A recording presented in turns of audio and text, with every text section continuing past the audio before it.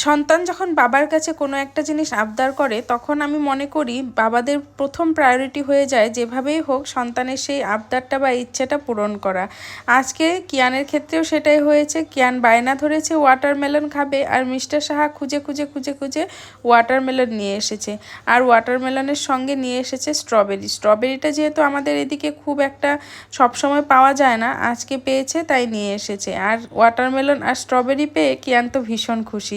তবে এই যে জিনিস আবদার করা, বায়না করার সঙ্গে সঙ্গে যে এনে দেওয়া হয়, এটা কি পরবর্তীতে ভালো অভ্যেসে পরিণত হবে নাকি খারাপ অভ্যেসে পরিণত হবে সেটা কিন্তু এখন আমি কিছুই বলতে পারবো না।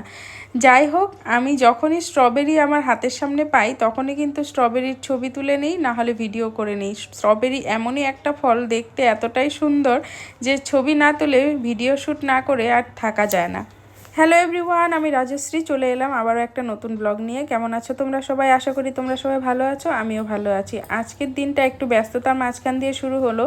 বাবার খাওয়া দাওয়া হয়ে গেছে, সকালে স্নান টানও হয়ে গেছে। এখন আমি বিছানা তুলে ঘরটা একটু গুছিয়ে নিচ্ছি, কারণ আজকে আসবে সাবিত্রী দি আর মা, আর দুপুরে এখানেই খাওয়া দাওয়া করবে। মায়ের কাজ আছে, কি কাজ আছে সেটা একটু পরে বলছি, রান্না করতে করতে তোমাদের সঙ্গে বলবো। আর যাই হোক, চলো তাহলে এবার ঘরের কাজগুলো করে নেই।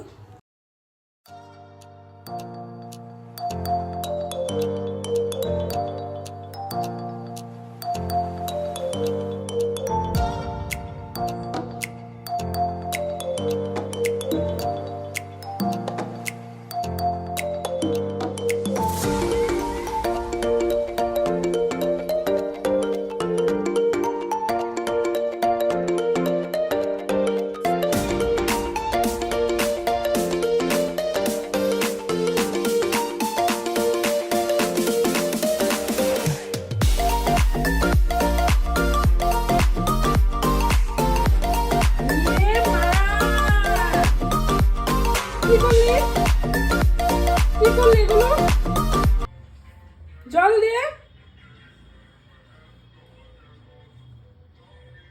এখন আবার কাপড় আনতে গেছিস? হ্যাঁ, এখন আবার কাপড় বের করতে গেছিস মোছার জন্য? কি করলি তুই? ব্লগ শ্যুট করতে করতে কাজ করছিলাম, অমনিই দেখি কোথা থেকে জল এনে এই যে ড্রেসিং টেবিলের এই জায়গাটায় ফেলে গ্লাস দিয়ে মেখে রেখেছে। ব্যাস, তারপর যেই না বকুনি দিলাম, দেখো মুখের রিয়াকশান। আর অকাম করেছে সেটাও বুঝতেই পেরেছে, যার জন্য সেই ড্রয়ার থেকে আমার মোছামাছির কাপড়গুলো বের করছিল চুপচাপ মুছে রাখার জন্য, কিন্তু আমার কাছে ধরা পড়ে গেল। যাই হোক, এক কাজ করতে গিয়ে আরও কাজ আমার বাড়িয়ে দিল।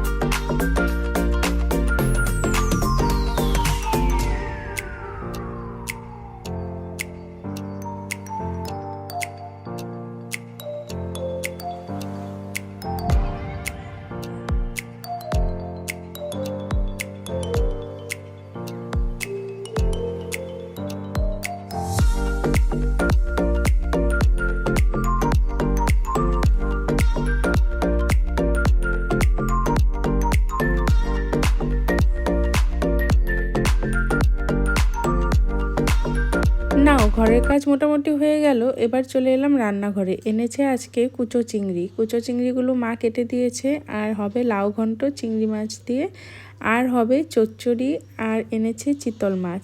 ডাল হয়ে গেছে।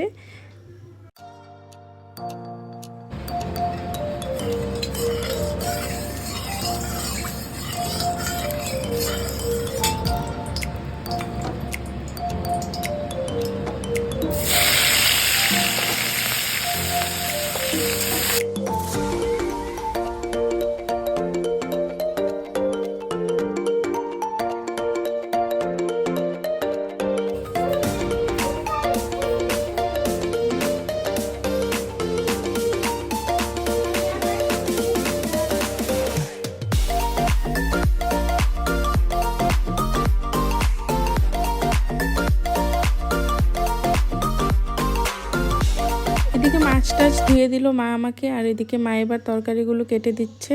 আর এদিকে আমি আর কি কাজ করব, দুই ভাই ঢুকে পড়েছে রান্নাঘরে, আমাকে নাকি হেল্প করবে।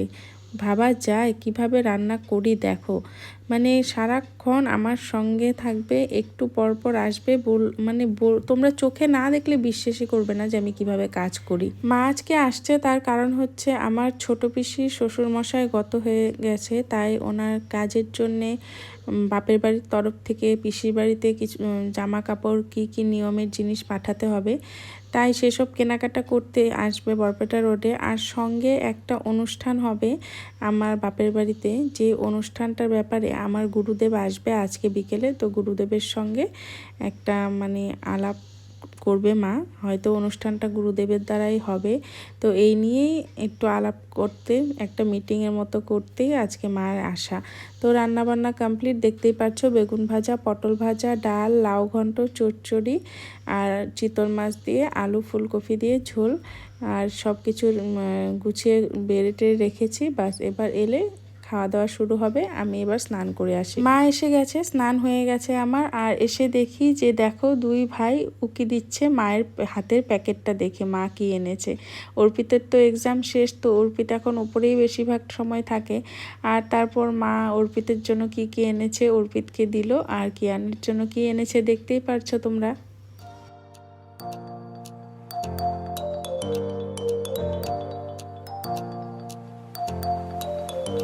তারপর মা পিসির বাড়ি পাঠানোর জন্য কি কেনাকাটা করলো সেসব আমাকে একটু দেখালো, আমিও তোমাদের সঙ্গে একটু শেয়ার করে দিলাম। তারপর মাদের খাওয়া দাওয়া হয়ে গেল, মা আর আবার একটু কাজে বেরিয়েছে একটা। আর তারপর রিয়া এসেছে, বোন আমার কাছে ইউভানকে রেখে, রিয়ারও একটা কাজ আছে মার্কেটে, তো ও মার্কেটে গেছে। আর ইউভানকে নিয়ে আমি ছাদে বসে আছি। এমন টাইমে গুনগুনও এসেছে, অর্পিত তো আছেই, আর কিয়ান কিন্তু ঘুমিয়ে আছে। তো আমরা এই কজন ছাদে বসে বসে ইউভানকে নিয়ে বসেছিলাম। তারপর সন্ধেবেলায় আমার গুরুদেব এসে গেল, ইনি হচ্ছেন আমার গুরুদেব। আর তারপর সবাই মিলে এখানে ডিসকাস করা হচ্ছে সেই অনুষ্ঠানটার ব্যাপারে, আর একটা দিন নির্ধারণ করা হলো। তো সবাই মিলে দেখতেই পাচ্ছ আলোচনা চলছে। আর আজকের ব্লগটা এখানে এন্ড করছি, ভালো লাগলে অবশ্যই একটা লাইক কমেন্ট করে যেও।